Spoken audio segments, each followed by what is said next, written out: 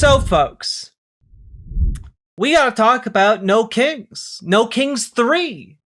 We already passed No Kings 2, so I don't have another Electric Boogaloo style riff on that. It's just No Kings 3.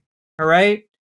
And I got to say, the discourse I saw around No Kings 3 this time, largely positive, but man, I had to hold my tongue for a little bit of it, okay? Very frustrating stuff. Let's open it up with this clip from Timothy Snyder, who put this out, encouraging people to go to their local No Kings protest, and why, okay? Specifically, he put out 5 reasons why people should go. Let's take a look. Why do we protest? Reason number 1, nonviolent protest works. We know from history and we know from recent experience that nonviolent protest makes authoritarian regime change less likely. It makes it more likely that we'll have a future of open, free politics. Reason number 2, it changes the atmosphere. If we all stay at home and we all think our own thoughts, we don't set an example. When we go outside, when we join together, we help show the country, we help show the world, we help show everybody else that this is not normal, that we are on the wrong path. And by putting ourselves out there, we show what the right path can look like. We change the atmosphere. Reason number 3, if we're going with the memes, it's No Kings 3D. Damn it. That's good. That's good, Pluvius. Thank you for the $5 dono and for saving the form of the joke. Can it even be called a joke? Anyway, thank you. It makes me feel better. Disorganized. In order to win, we've got to be with other people. We've got to be with people who are better organizers than we are, who are more courageous than we are, who are out there doing the work. When you go out next Saturday to No Kings, make sure you meet new people. Make sure you make new plans. Make sure you help us stick together. We can get through this together. Reason number 4, protests win elections. We're in a situation where we've got a very important election in front of us. The future of the Republic depends on it. The opposition has to win, but the opposition isn't just a party. The opposition is a coalition. And when you take part in protests, you build that big coalition. You build that force and that energy which can actually lead us to victory in special times. Protest wins elections. Reason number 5, protest brings joy. Protest makes us happy. If you're feeling alone, if you're feeling isolated, protest is just the thing. Because when you protest, you're with other people and you feel like you're making a difference, and you feel that way because you are making a difference. Hopelessness turns into hope. Join us, No Kings, March 28th. And these are all excellent reasons, of course, to participate in No Kings, right? And I saw a lot of people online kind of trying to openly wonder, like, hey, why are we even doing this? Like, what is even the point? It's basically just a big parade. It's basically just a big party. Like, how is this actually moving the needle? It's predictable. It has, it doesn't seem to have like super concrete demands. Like, obviously this is, a known inconvenience for the regime. So it's not actually going to spur any kind of change or difference. Having a theory of change that's just a lot of people don't like you doesn't seem like a very effective way to get things done, et cetera, et cetera, et cetera, et cetera. Right. And that is, some stuff about like, oh, well, it's all controlled opposition, it's not effective, all that stuff. Right. I want people to understand that you might be in your leftist circle very active doing things, but you are not indicative of where the average American is at when it comes to protest. And that is something a lot of us have to internalize. Protests send a message. Breaking the record for biggest single-day protest in U.S. history for the 3rd time in a row is a goddamn message. Absolutely. Absolutely. The point of doing this is a couple-fold, right? In addition to what Timothy Snyder had to say, who wrote the book on tyranny, literally, that is, a protest sends a message, which is, it might largely be, not unified behind any given huge message that you can see, because a lot of people are showing up to protest along with a bunch of their own demands. There's not like a unified kind of voice on that. But the No Kings protests themselves do have goals. They do have stated opposition to the Donald Trump regime and the GOP and their cronies and, their various little insect-like appendages that they call, cabinet members and such. They all do react to public pressure. They do react to seeing, oh, this is so unpopular, millions of people are turning out. Like, the total turnout is estimated to be over 8 million people. It's the largest single day of protest in U.S. history. And it represents around 3% of the U.S. working adult population. It's massive. It is absolutely massive. And so what you're looking at is an unprecedented mobilization, which is important because the United States, by and large, does not have a protest apparatus like this. Most Americans don't participate in protests.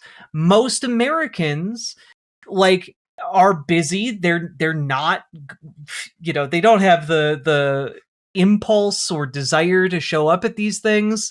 And even if they do, a lot of people have work. A lot of people are tired at the end of the day. A lot of people have kids, et cetera, et cetera. But what this is doing is connecting people with their local community, their local organizing apparatuses, and getting them involved while also demystifying the act of protest, which, again, for a lot of people, we're talking about baby's first protest. We're talking about, guys who have never been to a protest showing up. That is kind of what No Kings is building, right? It is building the muscle memory of protest. It is building up the ability to turn out, to know what to do, to know how to turn out. And that is really important when it comes to building up an electorate that is willing to turn out and actually stand for something. The United States has had for the past century had the protesting spirit constantly belittled, mocked, marginalized, etc. Martin Luther King Jr. died one of the most hated men in America because of his protests. And the media was complicit with that by and large at the time. And it is only in retrospect that many leaders of the civil rights movement were cast as heroes in the mainstream. What I'm getting at here is that it takes a lot of coordination to pull off a No Kings Day. But what we're looking at beyond just No Kings 3D is, what does No Kings 4 look like? What more action can people take? Because we've gotten the normies on board now. The normies are turning up for No Kings. What do you do with that? How do you train these people up? What is the next kind of action? And that is, I think, maybe the most important question, right? And so here is what Indivisible put out immediately after No Kings, right? No Kings 3D. So you're one of the millions of Americans who attended Saturday's historic No Kings protests, and you're wondering what's next? We've got to keep this momentum going and start organizing all the new people who gathered with us at more than 3,300 nationwide events on Saturday. Join our mass call on Tuesday night to discuss our two major initiatives after No Kings Day.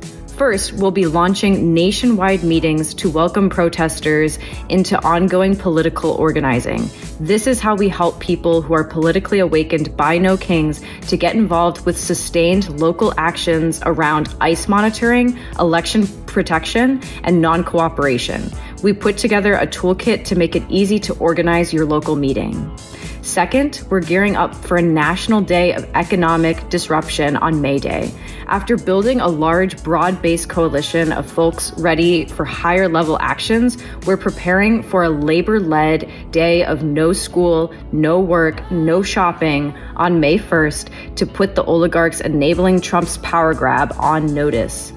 Join the No Kings Coalition's mass call on Tuesday night to learn more about how we're going to keep building power and defying Trump's authoritarian agenda.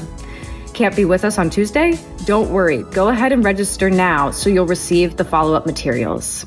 So, yeah, exactly. Like, this has been a training montage. What No Kings is not just a day to have a parade where you say, fuck Donald Trump, and then you go home and that's it. The entire point, the entire time, has been to get normal, non-political people engaged in this specific arena of politics that has for a very long time, for people in the United States, been something that they do not participate in. They show up to vote, maybe, and then they go home and they don't think about it for another 4 years. You know, a lot of folks skipped the midterms, you know, in the past. Like, it was normal to just kind of skip the midterms, check out, and then just check back in for the general, right? And what is being trained up here is this capacity to show up in the street, to be able to show up in opposition to the presiding regime. I want so much more energy and excitement in the voiceover. Could she not have done one more take? Right. I also wanted that too, Sake Tanuki, but I didn't say anything. Thank you for speaking up. And for the 2 tier 1 subs. Yeah, we've got people being trained up and also getting excited, getting geared towards future mobilizations and future ways that this kind of mobilization can be used on a mass scale, but in different ways. And when we're talking about a mass day of labor action, you know, I know obviously I can hear it in my head right now. People grumbling about, oh, well, it's going to be, you know, it's just one day. It's predictable. You know, this isn't going to be anything. But what it is an escalation. It is an escalation of the nonviolent tactics.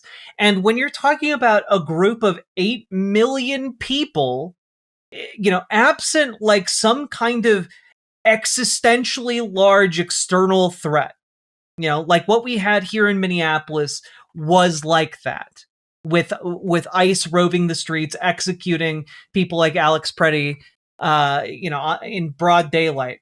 Like that was an external existential threat that brought the community together in a way I've never seen before. And that was really, really cool. But No King seeks to do that for people who might be pretty comfortable right now, you know, with retirement funds coming in, et cetera, who are not the target demographic that ICE is going after, et cetera. Like, what is happening right now is an attempt to radicalize even normal people who are unaffected largely by the regime, at least unaffected directly. Because a lot of people are seeing what's happening and they think this is just wrong. This is just fucking wrong. And so having an escalation from a day of turning out and protesting with signs in the streets to a day of economic disruption, that's a big deal. Because what it then does is it leaves room to flex muscle for additional economic disruption, for additional escalations, because this is not the final one. And so when we are looking at, oh, hey, it's so predictable, this will never amount to anything, keep in mind that the goal of a one-day economic disruption is to make it easier to do a 2-day or a 3-day or a 4-day or a week-long economic disruption. You need to build capacity for that. You need to build public support for that. You need to build the on-the-ground support networks for that. Because when you're starting to talk about that, you're starting to talk about, like, people could be putting their healthcare on the line, if they're, someone who depends on a health insurance program through their work. It is something that I think is very, very useful for this. And I find that particularly cool and interesting to see. Hunter Young, thank you for the $5 super chat. As a 24-year-old common sense Republican, I would love to have a friendly debate. You seem very well-spoken and passionate for your point of view. I am indeed. Thank you. Let's see here. Just wanted to play this clip of Jane Fonda here from the No Kings rally. Becca Good, the wife of Renee Good, has asked me to read a statement, which I am honored to do. Hello, Minnesota. This is from Becca Good. I am so proud to call Minneapolis my home. I can't stop talking about how absolutely beautiful it is to see how Minnesota shows up for its people. I want to say thank you for how you've shown up for me, how you've shown up and shown out for all the people victimized by this horrible moment in history. So many people have reached out to me and surrounded me with safety and care, and I know I am not alone in feeling in awe of your generosity. Neighbors are paying people's rent and groceries.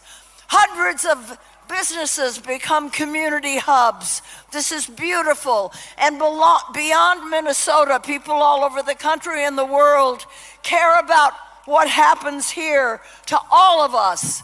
What a just fundamentally decent statement to put out through Jane Fonda.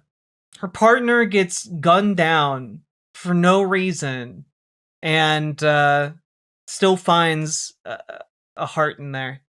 But yeah, Hunter Young, I have no idea what you want to debate, but I'll respond to you in chat, of course.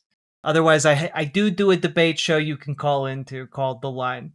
And I do also want to point out here that not only was No Kings 3D the largest single day of protest in American history, it also spanned every single continent. This is from Antarctica, literally everywhere on the planet. Just interesting. Just cool stuff. And, just to give you an idea of everyone coming together, here are the feeds from several different cities.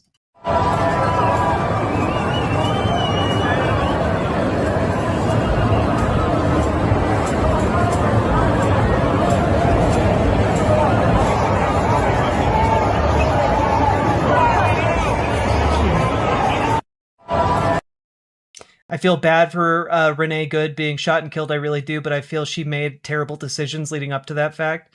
I don't know, man. Try following two conflicting instructions from several guys with guns who pull up outside of your house, and then even as you're saying, "Hey, I don't hate you," like you still get shot in the fucking face. I've seen the camera angles. We watched it millisecond by millisecond on this channel. At no point was the officer's life in danger. He shot after the car had already cleared his body. And I don't know, any argument you want to make about that, I don't think or believe that you are a common sense Republican. I believe that you are someone who is out to justify the murder of a woman by the state. If you were a common sense Republican, you wouldn't be here carrying water for agents of the state shooting a woman in broad daylight in the fucking face. Common sense Republicans, just so you know, back in my day, I'm a little bit older than you.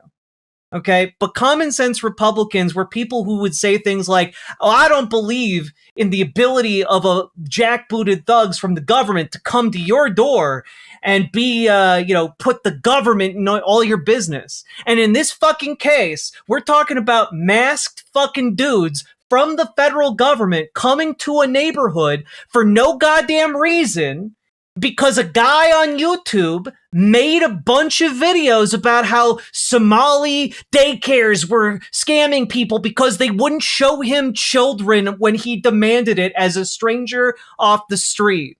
And then you're like, well, that woman made some poor decisions. No, the federal government made some poor decisions by sending a bunch of masked armed men into our neighborhoods to terrorize black and brown people for the presence of their melanin in their skin.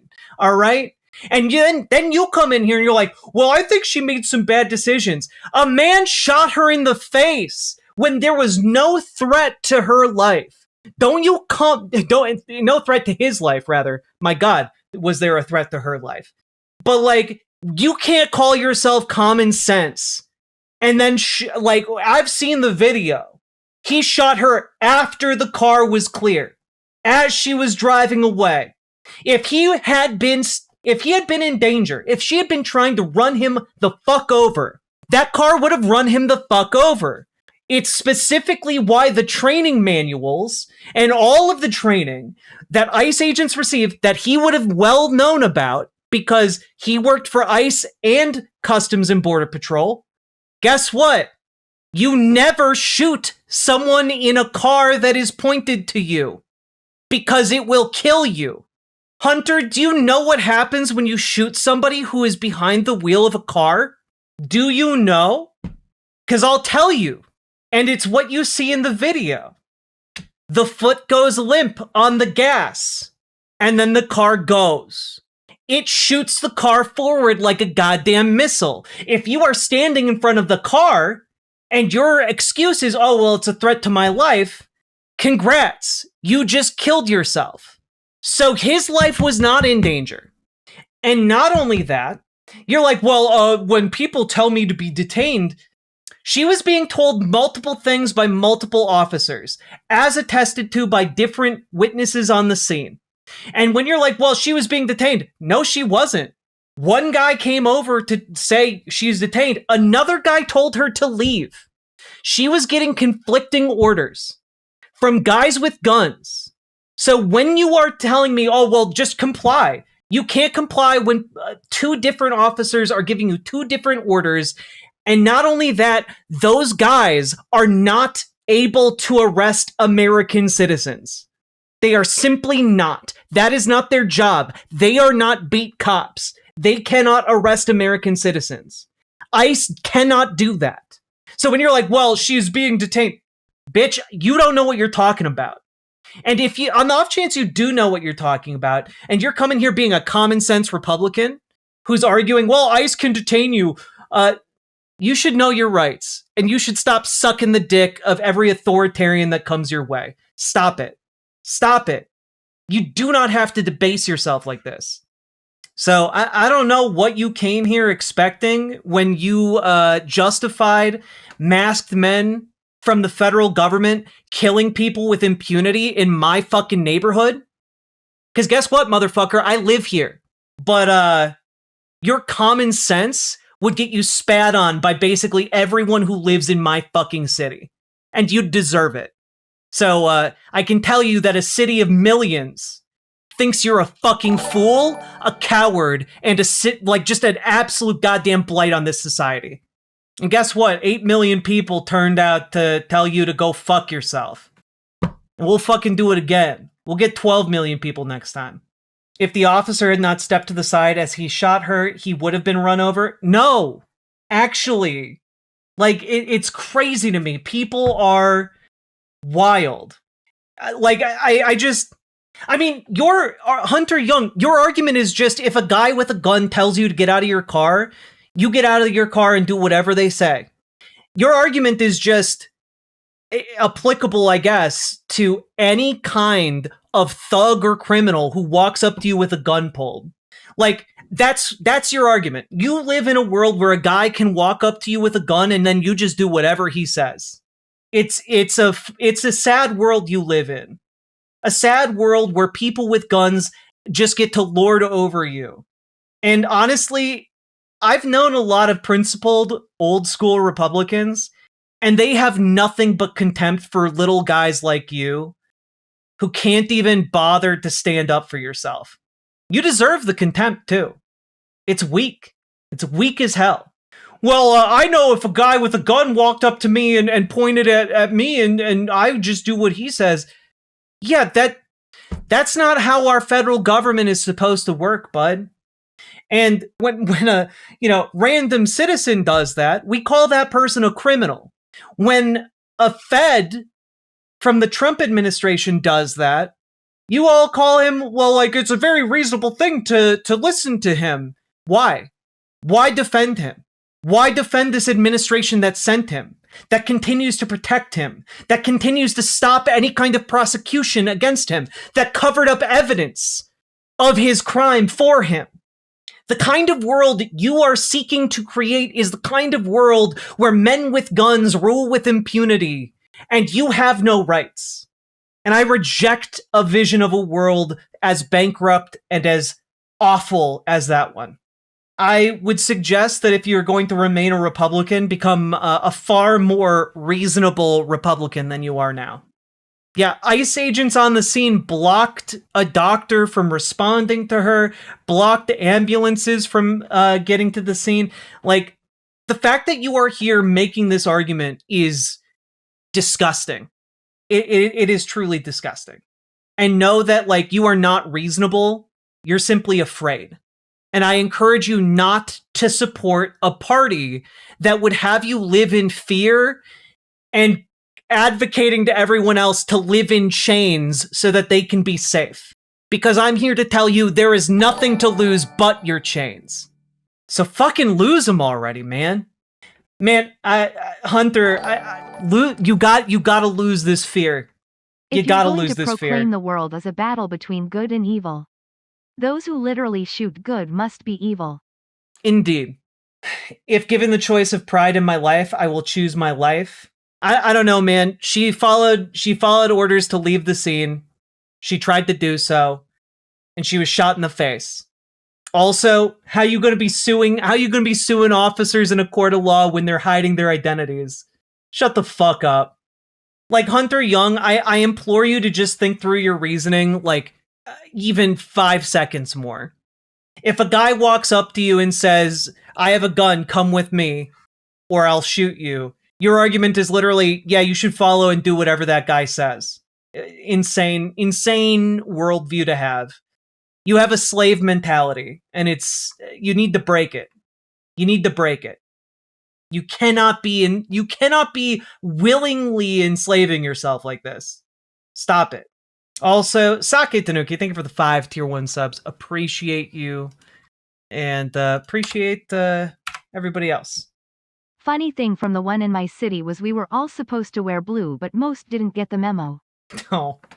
Well, you're a Ascended Kitten. Thank you for showing up, and thank you for the $5 donut. Very much appreciated. All right, folks. Also, I did have one additional thing that I wanted to show before we round out this segment here, which is folks down in Nashville. Yeah, I wanted to pull this up. Let's see. Yeah, here we go. So folks in Nashville were marching and noticed that multiple Apache helicopters were flying low over the city. And in fact, one of them took a picture of how low. And I want you to understand, this is very low. I don't know. There's something about the protest garb and attire and the militarized helicopter overhead that, to me, there's something very evocative about this image. Something fiction becoming reality, something. A lot of people had a lot of questions about this. Was this done out of intimidation? Were they trying to, what were they trying to do? Why were they there? Yeah, is it intimidation? Right? And, well, it turns out it was for a much stupider reason than you might expect. What appears to have been a private air show for a controversial Nashville celebrity, along with a flyover at Nashville's No Kings protest, now has the U.S. Army investigating its own. The Army's AH-64 Apache helicopter is a fierce machine. It's one of the critical tools of the 101st Airborne out of Fort Campbell. But flights by two of its crews on Saturday have raised eyebrows and have now led to the Army itself asking questions.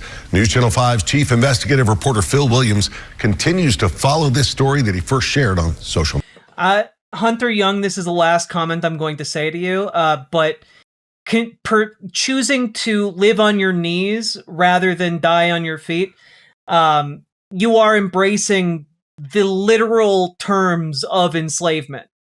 That was literally, for many, many people in many, many circumstances throughout history, it was a choice between either living as a slave or attempting to gain freedom and possibly dying in the attempt. And, you know, a lot of people were brave enough to try and fight for freedom. And you here, as somebody who is coming here as someone who professes to be an American, who believes in freedom and the virtues of freedom, you're coming here encouraging others to live and adopt your living on your knees strategy. And I'm sorry, but the people who are actual Americans, who actually believe in freedom, who actually believe in resisting state tyranny, they will never accept you. And the fact that you have deluded yourself into living with this enslaved mindset is, I think should be a wake-up call for you. The fact that you've turned that into like a political statement for yourself, that you show up here and you're like, well, actually that mom that got shot in the face in your community by a federal agent that was sent here on bogus reasons, well, actually, she should have just complied with state power instead of standing up for what is right.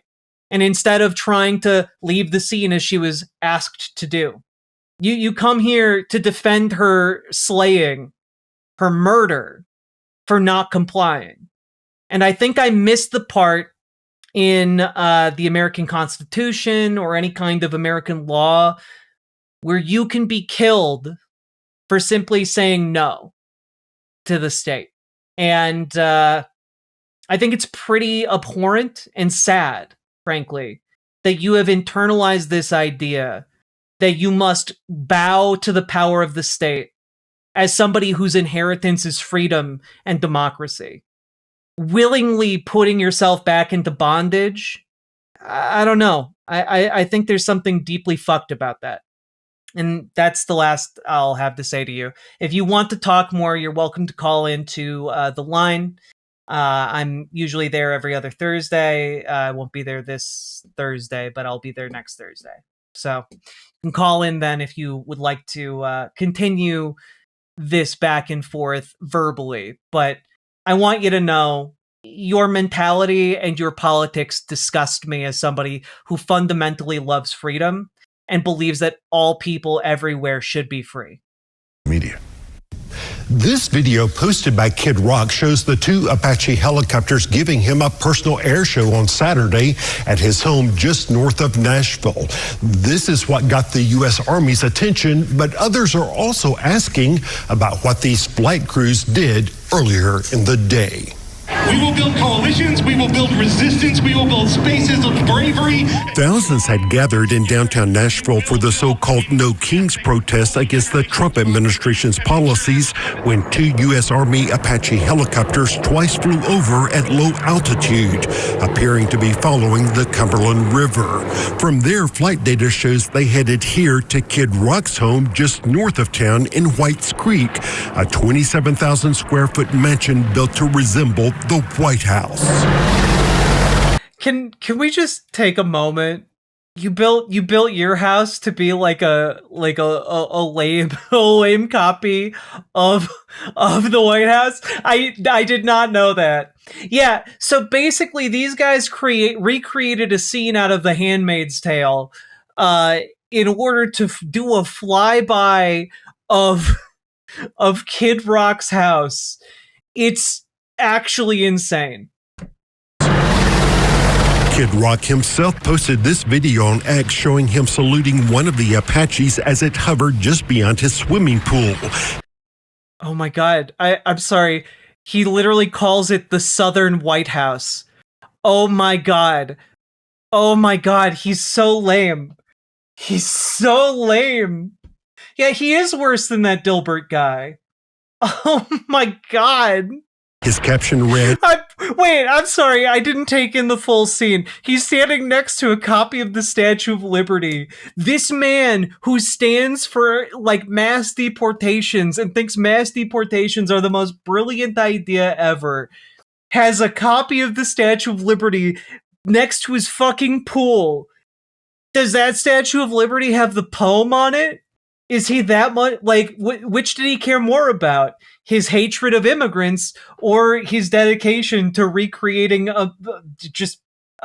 Americana? I'm genuinely fascinated. Caption read, "This is a level of respect that the governor of California will never know."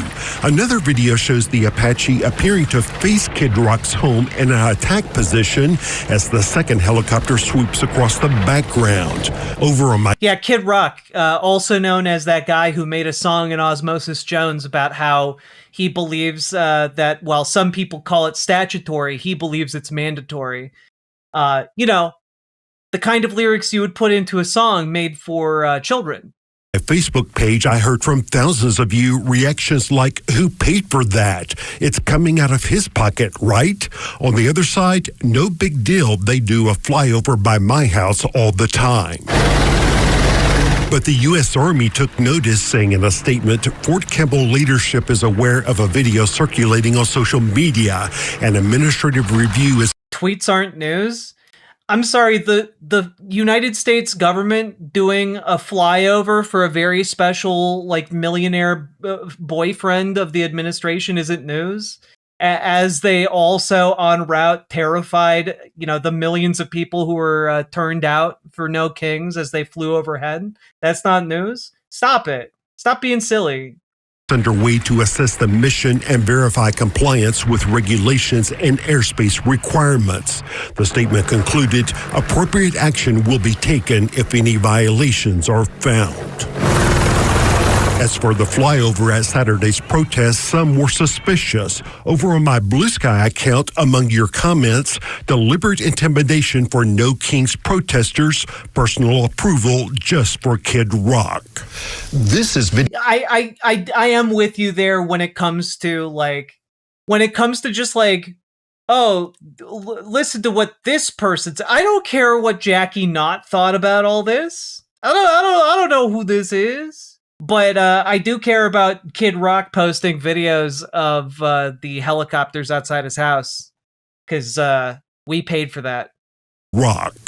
This is video one of you shared with me. Now, to be fair, people who live downtown tell me it's not uncommon to see Army helicopters flying fairly low on weekends. Still, the Fort Campbell... On weekends? Why would that be common on weekends? Yeah, on weekends, we just get a little bit more loosey-goosey with our airspace. Spokesperson told me, quote, we just don't know if it was incidental or if it was deliberate. I'm sorry, you don't know if they just happened to fly right by Kid Rock's house? Hand emoji, heart hands emoji. I can't stay for stream, but I wanted to thank you for everything you and the community have done to keep me going. I love y'all so much. I'm back working. And it's going really well. Hell yeah! Seriously, you all got me through so much. Hell yeah! Bintarong, thank you for the $50 super chat. Very, very much appreciated. Oh, hiccup. And also, congrats on the gig. Also, they train on weekends, so they fly lower? That makes more sense. I also just don't... the idea that they just somehow coincidentally flew close to Kid Rock's house... allowed him to do a photo shoot and then flew back. I don't buy that for a goddamn second. Of course, we'll let you know what we find out. Phil Williams, News Channel 5 investigates. I do want to say, Phil Williams this is not the first time we have seen him, like, investigating different news stories. he's one of those guys who's kind of on a lot of the goings on down in the Nashville area. And I, for one, appreciate his investigative rigor, as it is. Phil's voice is very pleasant too. It's true. It's true. I believe they did a really, really good. They've done a good investigative series into a white nationalist, white supremacist like conference that happens in like the Nashville area. And I wanted to play this clip because I thought it was maybe the most important part of the No Kings protests. This is the largest protest in Minnesota history. Good job, everybody. Now, if you know anything about Indivisible, we have a real bias towards action. So we're going to give you some actions. Leah just gave you one action for everybody in the Twin Cities. There are millions of people watching now. And for the millions of people around the country, around the globe, we've got to work in concert with the Minnesotans. When Trump tries to sabotage the midterms, we need to match the depth of the organizing that we've seen here in Minnesota with the breadth of the organizing we're seeing all over the world for No Kings 3. So what does that mean? Let's get specific. I want everybody here to put this on your calendar. The next major national action of this movement is not just going to be another protest. It is a tactical escalation. An escalation. It is an economic show of force inspired by Minnesota's own Day of Truth and Action. We all saw this. Thousands of teachers and nurses, community leaders, faith leaders showing up in sub-zero temperatures, showing this state that they were not going to put up with business as usual while a secret police goon squad was murdering Americans in the streets. We need to do that nationally, y'all. We need to do that all. I just want to say shout out to this whatever the hell this is. I love it. All over the country. So on May 1st, on May Day, across the country, we are saying no business as usual. No work, no school, no shopping. We're going to show up and say we're putting workers over billionaires and kings. This is the large. Now, I want you all to understand May 1st. Mark it on your calendar. All right? Make plans to not be at work, to not do economically productive activity. Mark it on your calendar, folks. Okay? It is a day that honors workers already. May Day is, of course, a working person's holiday. But also, number two, it is, as Ezra is saying here, an economic show of force. It's effectively a shot across the bow. Obviously, all of us understand one day of economic non-participation is not going to change much. But what it will do is get a lot of people's attention. It does, in fact, disrupt the systems that require us to show up in order for work to be done, requires us to show up in order for things to keep running smoothly. And when we do not show up, when we do not participate in commerce, that becomes noteworthy. And it also, as I was saying at the very beginning, to bring it full circle, it builds up that political organizing muscle. Something that's very, very important here is to recognize Americans don't have that muscle by and large. We're not like France. And also what is important to note is that as each No Kings has happened, more and more organizations, and in particular, labor unions, have gotten involved and shown up to march for No Kings. So what I'm excited about here is for this particular event to make itself be felt through solidarity with working class people and through solidarity with unions and organized working class power. That's what I'm really, really excited. Okay? I'm excited for the prospect of this strengthening bond between the political organizing that has been largely just an outlet for, solidarity against the regime, and now a fusing of that with the working movement, the movement in favor of working people in this country. And I think that kind of moment of fusion is really, really key. I think it really sets us up for a future where we escalate economic action. Because at a certain point, and they talk about this in the No Kings Indivisible training sessions, and I've been to several of them. But they talk about how every regime relies on several different pillars of support. And one of those pillars is business. And when we start doing these economic movements and non-participation, that very much disrupts business and the flow of commerce. And that is something that perhaps the only pillar that the Trump administration actually gives a fuck about. They'll respond to that. They will, in fact, respond to that. And so I'm excited to see what comes out of this, what kind of solidarity we build. And I do want to say we, because all of this is contingent on you guys joining together with like-minded people on the local level. No Kings has basically been a huge networking event, or several huge networking events, to get more involved in your local political scene. And I encourage you, if you are already plugged into that local political scene, continue to be plugged in, continue to see what you can do, seek different ways you can do more if you are, of course, able to do so. And also, folks, join your local Dems, radicalize them, make them more progressive. We need to board the Democratic ship and jettison all the dead weight, the Chuck Schumers, the corporate Dems, the people who have sold us out to the wealthy Epstein class. We need to get rid of these people, all right? And not only that, we need people to join your local DSA. We need to make the DSA everywhere as effective as it is in New York, where they walk in lockstep with labor unions across the state. It is vitally important that we do both these things, okay? And if you need help getting started doing that, because I know it can be intimidating, join the Discord, reach out to Gamergy for help organizing with your local DSA, reach out to Dragonfly for help organizing with your local Dems. We also have dedicated discussion channels for that. And also, if you don't want to join Discord for whatever reason, you can usually find one or both of them over here on riverboat.gg, which is this on-screen chat you may have noticed over here. So consider doing one of those, all right?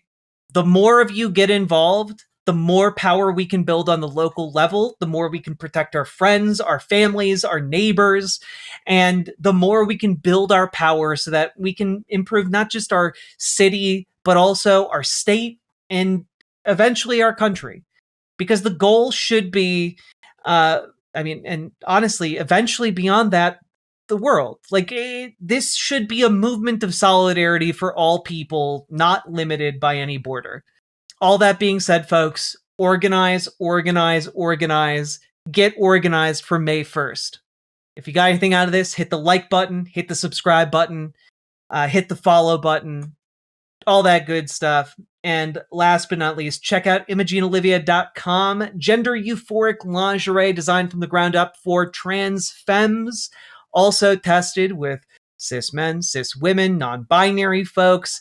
It is non-tucking lingerie that fits, that is sexy, that is elegant, and well-made. Check it out. I'm wearing it right now. It's really comfortable, and also just, it looks great. So check it out. Link down in the description, and let's keep on going. Riverboat Jack is coming to town. All the viewers gather around. Twitch and YouTube and swishy streams. All that content is bursting the seams. Politics, dating, plenty more. Your sense of fashion you'll adore. So grab your stuff and hop aboard. We're going straight to Jack's Discord. Riverboat.